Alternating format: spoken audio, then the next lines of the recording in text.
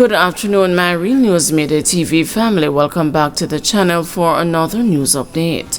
And in the news this afternoon, Judge bans accused robbers from downtown Montego Bay. Two St. James men who allegedly robbed another man at a knife point have been banned from entering Montego Bay's downtown district as part of their bail conditions. Delroy Wright and Alex Nugent, both laborers of flanker addresses, are charged with robbery with aggravation. It is alleged that on October 1, the complainant was walking along Harbor Street in downtown Montego Bay when he was accosted by the defendants, who put a bag over his head and held a knife to his neck while telling him not to make a sound. The complainant was then robbed of a Samsung Galaxy cellular phone, a battery pack, and $21,000. Security officers who were nearby saw what was happening and detained the men. The police were then summoned, following which Wright and Nugent were arrested and charged. During the defendant's bail hearing on Wednesday in the St. James Parish Court, presiding Parish Judge Natisha Fairclough Hilton rejected an application from defense lawyer Chuma Paris for the men to be allowed to report at the Barnett Street police station. These allegations were made about something that happened in the town of Montego Bay proper. Both of you are staying out of Montego Bay proper, Fairclough Hilton said. I do not want you in this area where people do their commerce in downtown Montego Bay. Whatever you need downtown, someone else will buy it for you. The court was also told that a corroborating officer's statement and an additional witness statement are outstanding from the case file. Wright and Nugent were each offered a $450,000 bail with the three sureties and were ordered to report to the Coral Gardens police station. They were also ordered to surrender their fingerprints and their passports to the police, and a sub-order was made for them at all ports of entry. The case will be mentioned on November 6, when both men will be brought back to court. St. Catherine man charged for assaulting woman over money freed. A St. Catherine man charged for assaulting a woman after she refused to give him money was freed in the parish court on Thursday because the complainant failed to appear in court. Cedric Brooks was freed of demanding money by menace and assault occasioning bodily harm after parish court judge Janetta Smackle dismissed the case following submissions from his attorney, Radine Richardson, who argued that it was the third trial date without the witness. Richardson also argued that it would be a grave miscarriage of justice for the matter to continue indefinitely, which would amount to a waste of the court's time. It was indicated in court that the complainant has given a further statement indicating that she no longer had any interest in the matter. It is reported that on March 3, the woman was in a public passenger vehicle when Brooks demanded money from her. She refused and he allegedly hit her in the face with a water bottle. She filed a police report and he was pointed out in Spanish Town. He was arrested and then charged. Brooks maintained his innocence throughout the court proceeding.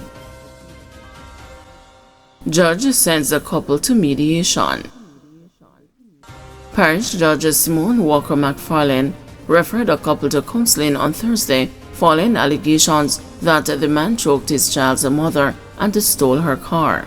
Jason Higgins appeared in the Kingston and the St. Andrew Parish Court to answer to charges of simple larceny and assaulting a female. Allegations shared are that the complainant, the mother of Higgins' 7-month-old baby, carried their child to school. When she returned to her vehicle, Higgins was in the car. He allegedly choked her and took away her iPhone, valued at US $1,000, approximately Jamaican $158,000, and drove away her vehicle. The complainant indicated that she wanted to end the matter, but Walker McFarlane recommended that the couple receive counseling. Given the relationship, they may need counseling, the presiding judge said.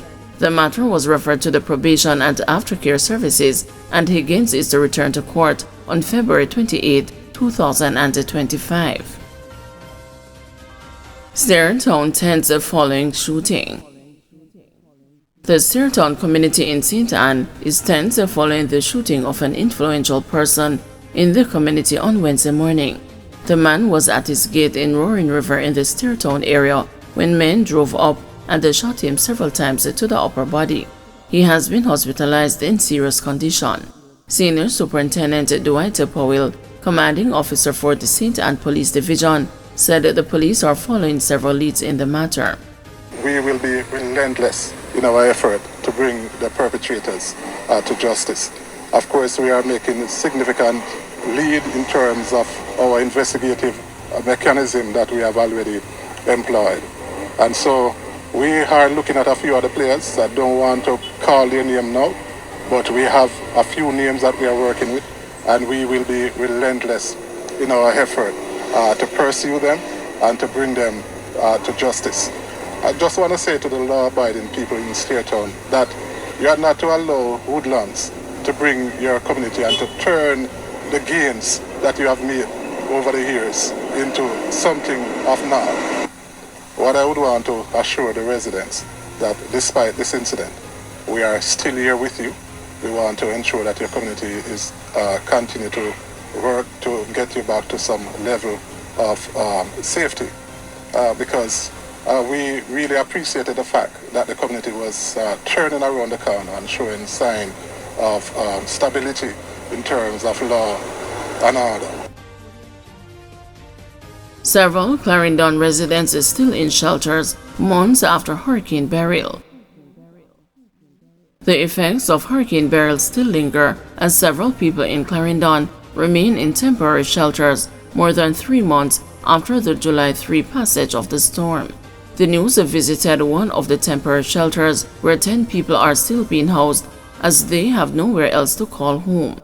Clarendon was among the hardest hit parishes in central and southern Jamaica. One resident, Patsy Elvie, said that she has lost hope as she is receiving no assistance. Yesterday the man where did the paperwork for the house come and tell me that when I come off of the list, so I not get no house. Not even check we not get in a shelter and nobody na assist me with nothing.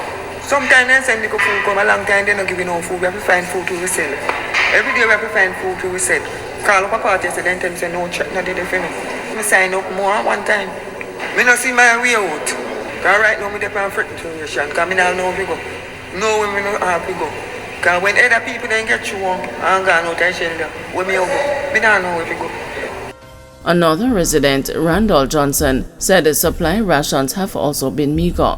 He said it is difficult to stay afloat. The group has been in the shelter since before Hurricane Beryl. Meanwhile, shelter manager Althea Brown, who also lost her home during Beryl, said keeping the facility in operation has become burdensome. She said a few people have left, including one woman who returned to her damaged house because she reportedly could not cope with the stigma of remaining at the shelter. In terms of person at the shelter, it was 15, but you know, a family gone with 3 and a lady gone home. The one that left, different from the family, our house is not in a good condition. However, she preferred not to stay here based on the stigma from the community. Because people them outside talk about if we come out of shelter, and we not share a shelter too long, and all of the things, and everybody not strong enough to hold it.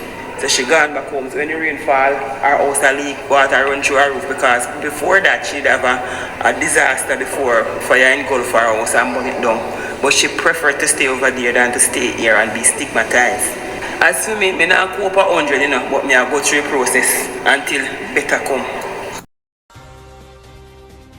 2 men charged jointly with a soldier for illegal gun and ammunition offered bail. The 2 men who were jointly charged with a Jamaica Defensive Force Private in relation to the seizure of an illegal firearm and ammunition in St. Elizabeth were offered a $700,000 bail on Thursday when they appeared in court. Chavoy Williams and Dwayne Goulburn are to report to the police in St. James and the St. Elizabeth daily. The men are facing charges of possession of prohibited weapon and unauthorized possession of ammunition. Chavin Buchanan, the soldier, was offered bail on October 14. All 3 men are to return to court on October 28. It is reported that on September 29, the 3 were traveling in a blue Toyota Mark X motor car along the YS Main Road in St. Elizabeth when they were signaled to stop. During a search of the vehicle, a .240 Smith & Wesson pistol with a magazine containing 10 cartridges was found in the center console. The 3 men were transported to Black River Police Station where they were charged. Guys, thank you for watching. See you this evening at 6 p.m. for another news update.